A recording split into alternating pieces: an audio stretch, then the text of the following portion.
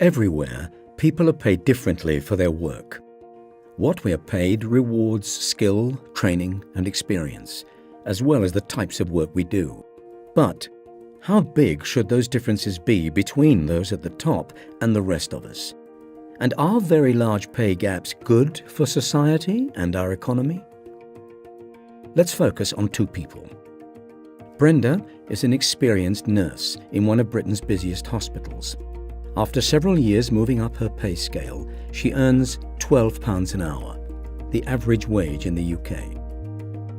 Brian is the boss of one of Britain's biggest companies. He earns £1,200 an hour.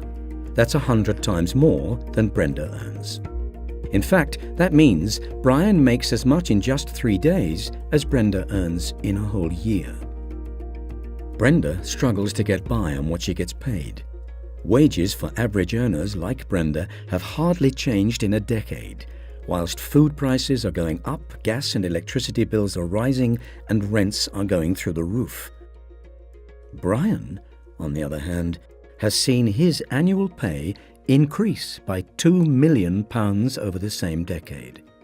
That means he now earns 4 times as much in 1 year as Brenda will in her entire life. Doesn't seem very fair, does it? The fact is, for the first time, most people in poverty in the UK are actually in work. Growing numbers of working people struggle to pay the bills and now resort to food banks just to survive. And as people on average incomes are increasingly squeezed, less money is spent in our high streets. The growing pay gap between pay at the top and pay for everyone else is bad for those who earn the least, bad for average workers like Brenda, and bad for Britain's economy. And all the while, people like Brian do better and better. But it doesn't have to be like this. Other modern, successful European countries have prosperous societies with all the new technology and consumer goods that we enjoy in the UK. But in those countries, incomes are divided much more evenly. The super rich have a bit less than they do in the UK, but everyone else has a little more. If the total income of everyone in the UK was shared between the richest 1% and everyone else in the same way as it is in the Netherlands or Denmark, for example, 99% of us would be better off by nearly £3,000 a year per household.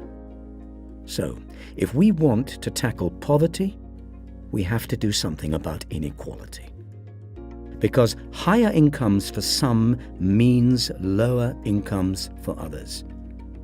Most people don't get their fair share because some are taking far more than their fair share. This is why it is essential for Britain to cut the growing pay gap between those at the very top and the rest of us. Learn more at highpaycentre.org and inequalitybriefing.org.